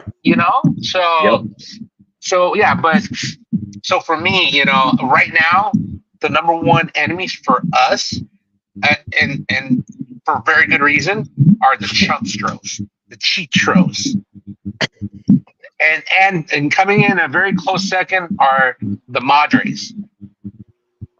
The pinche Madres. And then number three? Number three, who's number three for you? I would say the Giants. That's what They're they're still, though. They're still, yeah, I already said that, though. So, they're still to this day, yeah. Yeah. They're definitely in third place, but in the first place, it's the Chumpstros, bro. Yeah. And see, and let me make something clear, okay? Those of you that are fans of Houston, first of all, any team that cheats to win, I have no respect for it. None. Gone whatsoever. I don't care how many World Series they've won. To me, they're paper champions. They're never going to be real champions because their entire organization is tainted for life, in my opinion. And then, of course, those of you that are Astro fans that come on my lives and talking about, oh, but every team cheats, bro. No. Stop it. Stop making excuses. Because I'll tell you this much, and I'm gonna say it right here, right now. If Make it clear. any of my teams, Raiders, Dodgers, or Lakers, are ever caught cheating to win a game, that's the day I'm done being a fan of that team. That's the day that I will be that cowgirl fan and burn my gear. Yeah. Get rid of my gear. You know why? Because I have no respect for any team that has to do that. And I have even less respect for those of you that still support that team and go, oh, yeah, Houston. Yeah. How are you? Bro, stop it. It's like you have no respect for yourself if you're still a fan of a team that cheats to win. So, and they fucking cheated. You know they Of course, changed. of course, of course. So every time they win they win a World Series, I'm always like, hold on, did you guys hear the? I've heard a lot of this throughout the whole series. Right? You know, the banging of the trash cans. You know, it's Yeah. like, oh, that's the only way they won. You know, so to me, they're paper champions, bro. They're never going to be real champs in my book. I don't know why they didn't take away their title, bro. I mean, the MLB should have made an example of them, bro. Yeah. You know, so yeah, so that's all I got to say about that. Yeah. Right. He's saying it with attitude, guys. For real, bro. But hell yeah. Hey, I've seen Rolando on his lives, and he hates when the fucking Astros come in and they start fucking talking shit. I seen him. Yeah. And Bro, I get it. Look, man, it takes a lot for me to get upset. It takes I can deal with a lot. I can deal with trolls. I can deal with, you know, even the gay bashers. Bro, no worries. But when these fans come in talking about, oh yeah, the champ Stros. Yeah. Change the A to a U, pal. The chump Exactly. Stros. Yeah. Or the That's what trash they are. bros. The chumps. They're Yeah. chumps, bro. Or the trash, bro. Yeah, bro. They're chumps, bro. So you know, and it gets me upset that you're still a fan of a cheating team. What does that say about you? Exactly. Doesn't say much about you. Yep. You know, Yeah. the fact that you support a team like that still, bro. That's why I get upset. I just Yeah. like, oh my god, you know, get, you know, and then all my mods, they already know. Mute those moves. Mute them Yeah. as soon as they come in. I don't want to deal with them. I don't want to hear them. I don't want to see them. And my mods are usually on point with that, you know. So I got good mods. Yeah. Yo, bro. So are people able to like comment on this chat? Is Yeah, there any yeah, comments coming through? There's comments coming through, but we're just having a great conversation, you know, and I don't want to Okay. interrupt it. No. Of course, no. But I mean, no, because I was trying to see where it was at, but I guess only you can see it because you're the host. Yeah. Okay. Well, if any of the viewers have any questions, you know, let me know if they have any questions. I'll be happy to answer them. I'm an open book. You know, I do keep certain things in my life on the private because I do have to have some kind of privacy. I do know that I'm in the public eye, I'm a public figure. I understand that. I get that. But there's certain, I'm still a human being though, and there's certain things that I like to keep to myself. But other than that, you know, I'm an open book. If anybody has any questions about anything, I'd be happy to answer them. Hey, Yeah, when's the we'll, last we'll, time- we'll, we'll read them off once they start coming in. Okay, sounds good. What was that, Monopoly Man? when's the last time you seen that fucking dog from Friday? Chico! Bro, Chico, where's Bro, Chico at? Dude, nobody you talks know- about fucking Chico. well, you know, this is the thing, okay? We shot Next Friday in 1998. Yeah. It came out 2 years later in 2000. We are now in 2024, so it's been 26 years since we shot the movie. So, you look like a semi-smart man, Monopoly Man. So I'll let you do the math. I'll let you do the math. I get it. The motherfucker's gone. Jeez. Oh, no. Well, they're both gone. There was two of them. A stunt Chico? Yeah. Yeah, well, they were brothers. So the trainer had both of them there. So, in all honesty, that wasn't your dog. Yeah, you acting like he was a fucking dog, dude. Well, that's called acting, fool. I get it.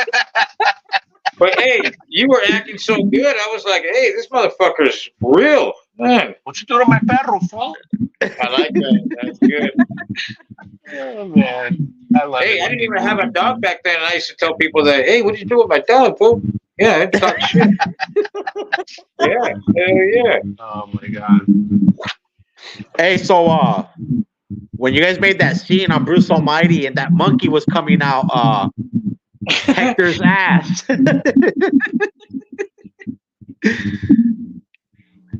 How did you? You gotta let us know, man. Let us know. So, as most of you know, I shot a movie with Jim Carrey called Bruce Almighty, and we shot this. Yeah, like it was close to 2000, I think. And I had a couple of friends on there. One of them was Emilio Rivera. The other one was Noel G. And I remember reading the script and we didn't. None of us knew who was going to do what. And then the director comes up to me and goes, "Hey, Rolando, so I want you to do the monkey skit." And I'm like, Tom. His name was Tom Shady. Tom Shady.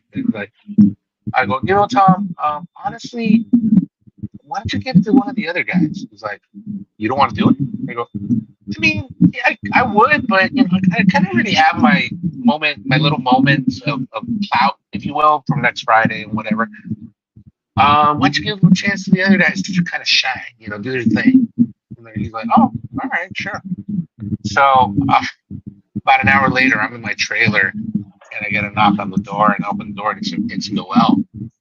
Noel's like, "Rollo, hey man, the director just told me that you don't want to do the monkey scene."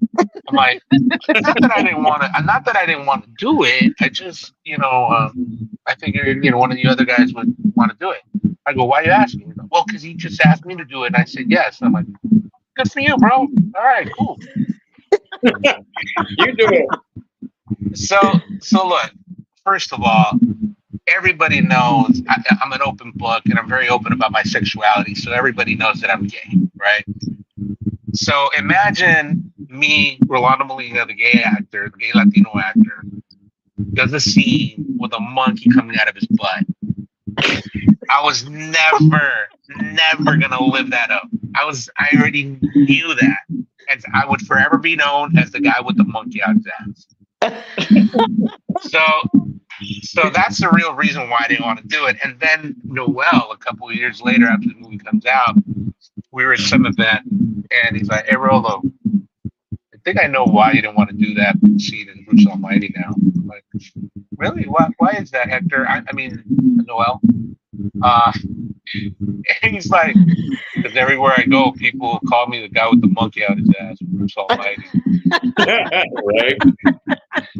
I started dying, bro. And I was just like, Sorry. Sorry, not sorry, Right. So, Hell yeah. Bro, it's like you got to pick your battles in this industry. You know what I'm saying? You just got to make sure that's the reason why I don't take every single role that I'm offered. And people ask me that's kind of crazy. You're turning down money. Well, yeah, but see, the thing is, I already learned my lesson early in my career where I did low budget movies, favors for friends, and I regret making these films because it's not what I would call quality. I'm about quality over quantity. There's some actors that'll take anything comes their way. I'm not that guy, So there's a couple of films out there that I'm not very proud of, but apparently they're kind of cult classics too. Apparently, and I didn't even realize that. But yeah. So when I pick my roles, when I want to make sure it's something that I'm not going to regret doing. So that's how I pick my roles these days.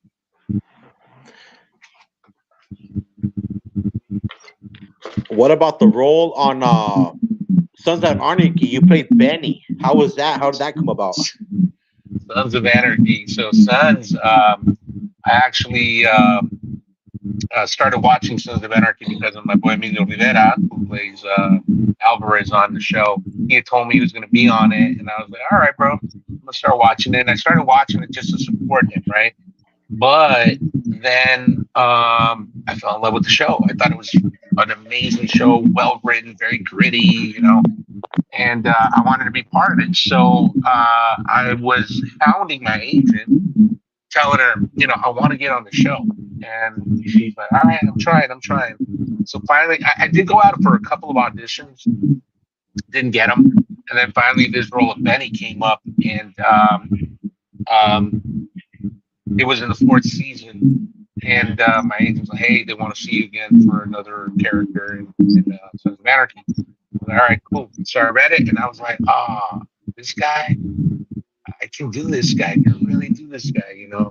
So I had about a week to prepare, so I got all scruffy and and let all my facial hair grow out and everything, and went in and I killed it. I killed the audition, and I ended up booking it. And the crazy thing was that I didn't know that my boy Lobo, Little Joker, Lobo Sebastian, had also booked a role in it, and he was playing my president, and I was playing his sergeant at arms. Yeah. Two of the Joker Brother reunion, bro, and I get to the table read, because the table read is when all the actors come to a table, literally a round table or a square table, whatever, and all the actors sit around and we got a script and we read the entire script out loud, so production and everybody can get an idea what it's going to sound like and look like, right? So I go to the table read, and there's Lobo sitting at the table, and I'm like, "Bro, what are you doing here?" He's like, I booked the president. What are you doing here? I'm like, "I booked the sergeant. I'm your sergeant at arms." He's like, "What? No way, dude!" And that was so cool. It was really, really cool. And the best part is that a lot of people don't even realize that all three of the Joker brothers next Friday got on Sons of Anarchy. Hell yeah. You know, of course, my boy Jacob, he had the longest one. He had the recurring role on Sons, and then also he got on Mayans for a little bit before they killed off his character. So I'm very proud of Jacob, man. But all three of the Joker brothers, that's a little trivia that a lot of people don't know. Hell yeah. You know, so but it was great. I loved it because I loved being on the show. Do you wish you could have played in Training Day? You know that story, don't you? I don't know. I'm just asking you. So let me press time out on this, Rolando. We do a little bit of homework, you know. No, that's good. That's good. So Training Day, I actually booked it. I got the part of one of the homies that's about to blast Ethan Hawke in the bathtub, right? And the same thing, Antoine Fuqua, the director, I went in there in character as a little cholito, and I killed the audition. I ended up booking the part. And then Isai Morales also had booked the role of Smiley, which was the lead guy who Cliff Curtis ended up playing. And the reason that Cliff Curtis ended up playing him was because Isai ended up, after he booked it, he ended up having to drop out because he booked a series regular on a TV show called NYPD Blue. So he had to drop out. Yeah, so he had to drop out. So Antoine Fuqua kind of, because when they cast actors in a film, they do what's called like a chemistry read to make sure all the actors are, meshed together well. So with Isai out, it was me, Isai, and Raymond Cruz. So Antoine Fuqua decided to switch me and Isai's characters out with two different actors, and they got Noel to play my role, Noel G, and they got Cliff Curtis to play Isai's role. But because they already had hired me, they had to do what's called pay or play. It's a clause in our contract with the union. Since they already booked me, they either had to play me, which means they had to play me in the movie, or they had to pay me. And let's just say that I was supposed to work a month on that film. So I got paid a month's worth of payment, which was a nice chunk of change. And the check cleared. Wow. So, but with that being said, yes, I would have much preferred to have been in the film. That would have been my second film with Denzel Washington. And as we all know, Training Day was an amazing film. And I also wanted to work with Ethan Hawke because I was a fan of him when he was in a little movie called Explorers back in the day. And I was looking forward to working with him because I had my actual scene, putting the shotgun in his face and everything, right? But it didn't happen. And you know what? It's okay. That's the nature of the beast in our industry. It happens. No big deal. Move on to the next one. It was weird. It was weird for me to see the guy who played Smiley doing that role because I've seen him in other movies. Like he played in Once We Were Warriors. Web Curtis. Web Curtis is actually from New Zealand. Yeah, that's where that movie's out of. Once We Were Warriors. And but I give credit to Cliff because Cliff can play different races, and it was strange to hear like it's like he's one of the homies and shit, because you had to have an acting coach, real vato loco that come in there and do his thing and everything. So he kind of maybe overplayed it, I think, a little bit. But the fact that he gave it a shot and he made it work. He made it work. I'll give him credit for that. Hell yeah. Voiceovers. We're gonna talk about voiceovers here. American Dad and Family Guy. Tell us about that, man. How did that work out? So the funny thing is, back then I only had 2 commercial agents. Not commercial. 2 theatrical agents and 1 commercial agent.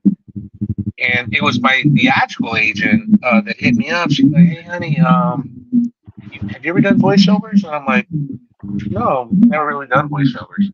She's like, "Would you be interested?" And I'm like, "Why? What's going on?" She's like, "Well, I have a friend of mine. Her friend was a casting director for Family Guy and American Dad. And her name was Linda LaMontagne. Linda called Pam. Pam is my agent. And said, "Hey, Pammy, I'm looking for a Latino actor to do a little voiceover on American Dad." And she was like, "Oh yeah, I got this great Latino actor named Rolando Molina." Said, "Oh, okay, great. Can we audition him?" And so she hit me up and she's like, "Hey, you don't have a voiceover agent, so they're making this offer. They want to audition you for this." I was like, fuck it, I'm down. I love the shows. I love both American Dad and Family Guy. So then, I remember she's like, "Okay, the audition is going to be over the phone." I'm like, "Over the phone?" "Yeah, it's a voiceover." I was like, "Oh, okay." So I call into the office. And she puts me on speaker. She's like, "Hey, Rolando, you're on speaker. We got Seth MacFarlane in here. We got so and so director, blah blah." And as soon as I heard Seth MacFarlane was in the room, I was like, I was like, "Oh shit, okay, Seth, okay, let me look." And they're like, "Okay, so the lines. Whenever you're ready, go right ahead." I'm like, Yeah. "Lávate las manos." Lávate las manos. Lávate las manos. Lávate las manos. And that was it. And all I heard was, "Wow, that was great. Okay, all right, yeah, all right, you're hired." Right there on the spot. I got hired. Yeah. And then after that, they kept calling me back for more other roles in an American Dad to play. One of my favorite characters that I played. By the way, that particular character, he was called Javi the Meth Guy, and that was the episode where Steve thinks he's going to Hogwarts because Roger fools him. And he's actually at a meth lab, and he thinks I'm his potions partner. "Are you my potions partner? I'm your Ron Weasley." So he thought he was, But anyway, so then one of my favorite characters that I played on that show was there was a TV show, a detective TV show that Steve and Roger would watch on television, and it was called Tex and Mex. And it was about these 2 detectives, one Texan and one Mexican, and they were both partners. And Max always had some kind of random things to say, like, "Oh, who was the real dealer? Or, oh yeah, somebody ate my sopapilla. Just random shit, and I loved it. I love that character. So then, after I did, several voices for American Dad, Linda Lamontagne calls me one day, personally at home. She says, "Hey, Rolando, how you doing?" I'm like, "I'm good, Linda. What's up?" She's like, "Well, we want to make you an offer for a different voiceover." I'm like, "Okay, cool." And she's like, "But it's not for American Dad." I'm like, "What do you mean?" She said, "It's for Family Guy." And I was like, "Wait, what? What did you just say?" She's like, "Yeah, it's for Family Guy." And after that, I started doing a few more voices for Family Guy, So it was definitely a great run, man. So, and I still get residuals on those, and I love doing those because they're just random voices that I do. And whenever they need a Latino sounding guy, I met Phil Lamar on there. I met Nick Gonzalez on there. We all worked on the show together. So being part of the cast has been a great pleasure for me. Hell yeah. Have you done any commercials? Oh yeah, I've done a handful of commercials. California Lottery, Old Navy. Matter of fact, the Old Navy commercial I did was in Spanish with Daska Polanco. Daska Polanco, yeah, she's a great actress. And some other random commercial I can't remember. Cricket Wireless. I thought I saw you in Three Flowers. A commercial for Three Flowers. No, that was Tres Flores, dog. That's brilliant. Right? Nah, I never did that. Oh my god! But hey, Monopoly man, you gotta have hair for that. I got it. You know what? We're gonna do it on the air. Hey, since you're here, you did that. You get to see this. Okay. But watch out! Don't go blind. Oh my god! You ready? Yeah, let's go. I knew it. I knew he wasn't gonna do it. That's his trademark right there. He'll never do that. And it's a gimmick. People think, well, I've gone to a funeral a couple of times like this, but no, it's no, I have. But it's a fucking gimmick. I don't go to sleep with a motherfucker. I don't shower with it. It's a gimmick. I don't go to work like this. Yeah, but sure you don't shower with it. Sure. I know, right? Fucking weirdo. Hey, Rolando, Al Pacino. You ever worked with him? No. No? No. What made you think I worked with Al Pacino? No, I'm just wondering. I mean, you have those roles, as a gangster. Definitely was one of my top actors I would love to work with. Pacino and Robert De Niro too. Joe Pesci. I love gangster films. I love them all. So I would love to work with those guys one day. Robert De Niro, man, he's definitely one of my favorite. I know, bro. I know. I'm trying, bro. It's just But no, but I'm a huge fan of both of them, though, bro. Definitely a huge fan. Yeah. And you never know. Stranger things have happened. I worked with William Shatner when he was 80-some years old. So you never know. And I mean, my dude just turned 93. You were talking about actors like acting, and you can't even tell it's that fucking actor. Mm-hmm. Sean Penn in Carlito's Way when he played Kleinfeld. Yeah, bro. Jeez. Yeah, with that curly ass hair and everything. Fuck yeah. Yeah, no.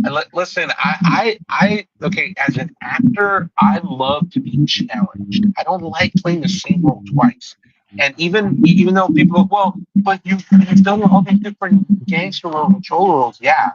But each and every single one of them were completely different. They weren't all the same, and that's the challenge that I love to be. As an actor, I love to be challenged in that way. So when another actor can do the same thing and transform himself, whether it be physically or mentally or whatever the case may be, and they transform themselves into that character to the point where you don't recognize them, that shit's dope. Yeah, that's it. Yeah, Hell yeah. when I seen him in that role, I was like, "Fuck, dude!"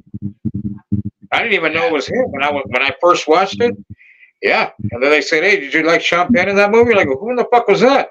He goes, Yeah, bro. Fucking Kleinfeld. I was like, I even went, da, da, da. Yeah, Yeah, bro. good movie. That's crazy. No, it was great. It was great. It was great. Hey, if you could play in a scary movie, what scary movie would you be in? It would have to be one of the old school '80s horror flicks, like Halloween. I thought you were gonna say that. Friday. You would not. Friday the 13th, Nightmare on Elm Street. Those are my favorite horror movies. I love, or Return of the Living Dead. Those are the films that I grew up with as a kid and loved watching. I'm not a fan of today's horror movies. Really not. I don't think they don't scare me. They give away easy the green screen. They give it away too easy. Yeah. Not only that, like, look, the scariest movie that I've ever seen of all time that I've only seen once, and I mean once because it scared the crap out of me. The Linda Blair, The Exorcist, the original Exorcist by Linda Blair. Let me tell you, bro. Well, for one thing, it was so sacrilegious. The scene of what she did with the cross. I was like, right? Hey, you're gonna get people mad, Look. All I'm saying is that if that movie was in 1978, I believe it came out, and it was so ahead of its time, so scary, and supposedly based on a true story. And I think that's what really got me, right? And then the scene of her doing what's now called the infamous spider walk.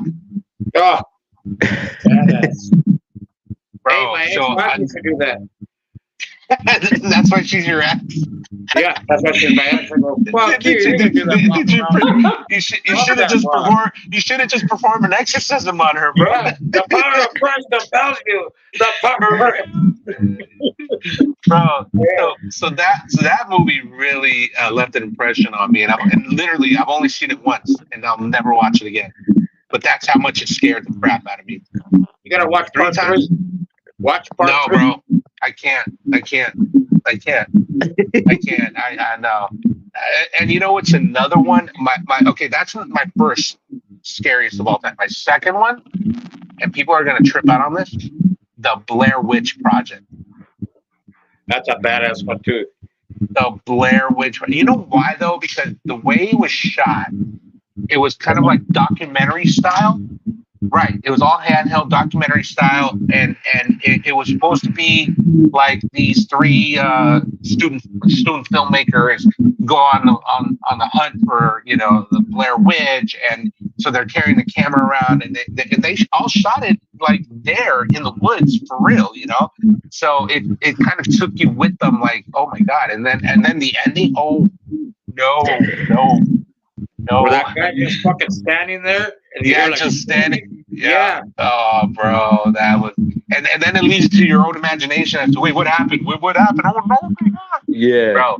So see, but they don't make scary movies like that no more, bro. They don't make them like that no more. I love fucking scary movies. I used to dress up all the time for Halloween and all that. But the fucker that got me scared back in the day when I was a kid was the creature from the Black Lagoon. Really? I hated that motherfucker, dude. He bro, Iggy doesn't even know what that is, right? Yeah, but Iggy doesn't even know about that, right? Like Iggy's like, what the hell's the creature from the Black Lagoon? You don't even know what Blue Lagoon is. Oh my god, I remember that one too. Right? Yeah, holy shit. No, you're right though. I do love those old school Universal monster flicks. Those weren't really horror films. I would call them monster flicks.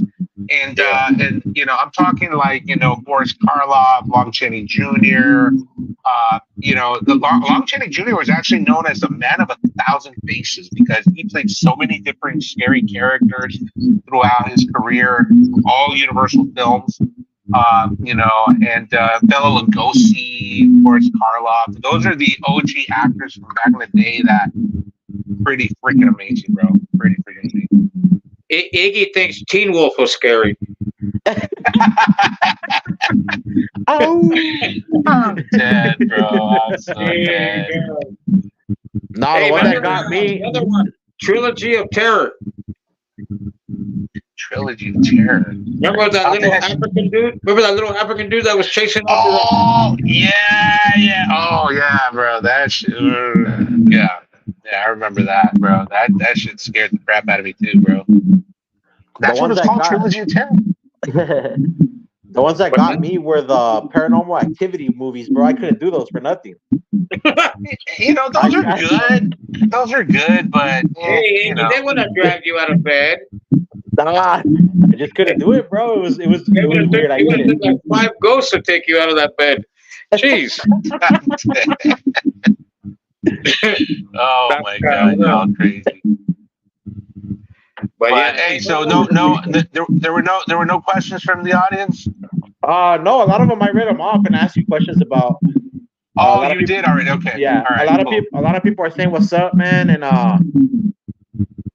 but that's about it. What's good, everybody? What's good, man? I hope you all enjoying the little thing we got going on here, dude. I just realized how to make it full screen. just barely right now. There's there's a little button here. Oh, there it is. So, but anyways, guys, listen. I would love to stay longer, but I do need to get going because I'm kind of like a little bit far away from home. But it was definitely fun, and I'm very down to do this again another night, man. For real. Yeah. So, Hell yeah.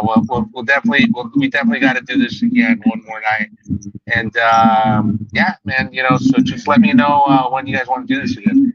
Hey, so before you leave, yeah, we have a question, and we ask everybody this question, okay? All right. Shoot, Monopoly Man. Again, and if you want to answer it, that's on you. But the last guest we had, he said it's Tia. So, ¿quién, family or friend, quién en tu familia vale verga? You don't have to answer it, man. You know. Wow. Okay. Technical difficulties. There he goes. I can't hear you. No. The crazy thing is this.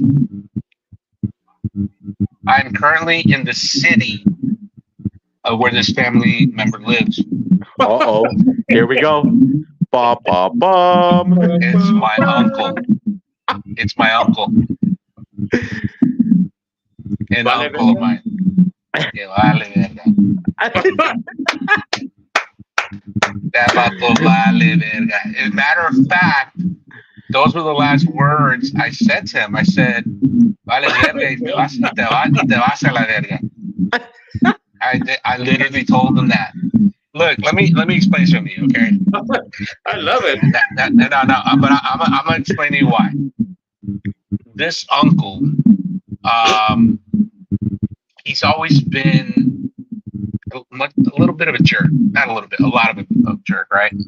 Treated me kind of shitty when I was a kid. When he got older, things changed a little bit. He became better, but he tripped on me 3 different times in the last several years. And are you guys closing? Oh, okay. Well, I gotta get going, guys. But I'll be real quick. But he basically told me off 3 different times for no reason. And I think it was probably a little drunk. But with that being said, the 3rd time, that was it. I couldn't take it, and I said, well, you know what? Tú te puedes ir a la verga también. Because I don't need to take your abuse. I don't need to take your abuse. I don't need to take this bullshit I said, and I stopped talking to him altogether. And I even told my mom that that's her brother. And I said, Mom, I love you, but this dude, I'm done with it. I'm done. I'm not taking his abuse anymore. I'm a grown ass man. I don't need to be taking abuse from nobody. You feel me? And especially somebody who called himself my blood. Nah, fuck all that. Yeah. So therefore, I just said I don't want nothing to do with him no more. I'm done, and that was it. So, Tío Carlos, vales verga. Ay, cabrón. Hey, from me too. There you go. Hey, Rolando, it was nice to have you, man, as a guest, man. I know you gotta go. Thank you. Yeah. You're more than welcome to come on whenever you want to come on the show, man. And we appreciate you, man. Appreciate you guys too, man. Had a good time, and we'll definitely do this again. Hey, Fucking man, awesome. you take care, brother. We love you, man. I love you guys too. And wait, one last thing. Let me. I like to leave everybody with a little positive encouragement. Okay, this is for everybody out there watching the show. If any of you have a dream, a passion, something that you want to accomplish in life, all I can tell you is this: take a leap of faith. Take a leap of faith, because you never know what can happen. Do the best you can to accomplish your dream. Do the best you can to accomplish your passion. Because if you do, you never work a day in your life because you love what you do. And even if you don't accomplish it, even if you give it your best shot, you take that leap of faith and you don't accomplish your goal, you don't accomplish your dream, you don't accomplish your passion, that's okay too. This is why, because at the very least, you won't live the rest of your life wondering, what if I had given it a shot? What if I had taken that leap of faith the way Rolando Molina told me to do? What would have happened? You don't want to live the rest of your life wondering what if. So fuck you, take a chance, take that leap of faith. You guys got this. Much love and respect to everybody. Thank you, Rolando. Rolando, guys. you're awesome, man. Thank you. Appreciate you guys. Much love, guys. That's right. Hell yeah. All right, boys. Signing off. Good night. Thank you, Rolando. You're the best, Thank man. You, Fucking awesome. There you have it. Hell yeah. Good job. Good job to Rolando. Hell yeah. Yes, sir. I thought that lady from the restaurant was going to yank him out of there. Right? Yeah. Boop, boop. Hell yeah. Awesome guest, man. How'd you like it? Hey, awesome. Awesome. Hey, man, that interview was dope, man. Gave us a lot of information. Much love to Rolando, man. You know, taking his time out of his day for us, man. It's awesome, dude. Fuck yeah. Fuck yeah. You know, and like I said, the dude's humble, man. You guys aren't seen it. You know, it's a great thing, you know. It's always good to talk to a real motherfucker, dude. Yes, sir. That's what he is. He's a real dude, and he don't let his fucking status, what he's doing, fucking mess up anything. He look at that. He's talking to us, talks to us on the phone, whatever. We get to go on his lives. He talks to everybody, and he's fucking awesome. I love people like that. Yeah, that's a real one right there, man. We need more real motherfuckers like that instead of fucking fake fuckers that just want to talk shit or hate. Yeah. So, you know what I mean. Yes, sir. Hell yeah. And I like what he said at the end. I wish we could have put that on a fortune cookie, but we can't. But, yeah, he's an awesome dude. I love that dude. Fuck Hell yeah, man. And but to yeah, all guys, the experts out there, all the experts that you think you know about whatever, toma. Yep. Right? Yes, sir. But yeah, man, that's pretty much a wrap for the show today. I'm gonna play the last video here. It's like a commercial break real quick. But we're gonna end it with that video, man. Anything else, man? If you got anything. Hey, Iggy. Good time. Had a good time. Awesome guy. Fuck yeah. I had a good time. Hell yeah, man. And make sure you guys, whoever's watching this, it's going to be pre-recorded. It'll be uploaded to YouTube. Make sure you leave your comments down below. Let us know, man. Show the love, you know. We're just doing our best to get the ball rolling on this. You know what I mean? Hey, can you believe I thought that dog was still alive? Gee, Hey, yeah. there was two, man. Yeah, I know. Yeah, exactly. I didn't know he had two fucking a brother. Jeez. Yeah, right. Right now, they're both probably stuffed and sitting on the fucking TV. Right. But Brain yeah, guys. fart. But yeah, guys, we're gonna end it on that note. We're gonna play the video and then we're gonna end the live. We're gonna cut it. Thanks to everybody that came through, everybody that watched the whole time, everybody that watched a little bit. Much love to you guys, honestly. And yeah, we'll be back next week. We'll see what happens. Keep an eye on our TikToks, man, and follow us independently on TikTok. Follow the Mexican Monopoly Man and myself, Iggyking. But we're gonna cut it here, man. Shout out to everybody in the comments: Nancy Sandoval, Ed Raider 65. We got Little Roller coming in, John K. We have Tootie. Yeah, You guys Tootie. coming through, man, and showing love, man. We appreciate you guys. Much love. That's right. You guys have a good night. Yes, sir.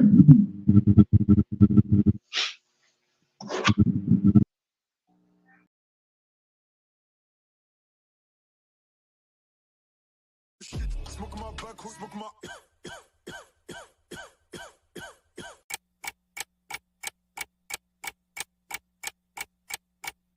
1, 2, you hear the clock ticking, tick tock. You about to stop living, tick tock. I want you to remember me, tick tock. But the dead don't have no memory. I'm coming. Nobody can stop me. Nobody can hold me. Nobody control me. I'm coming.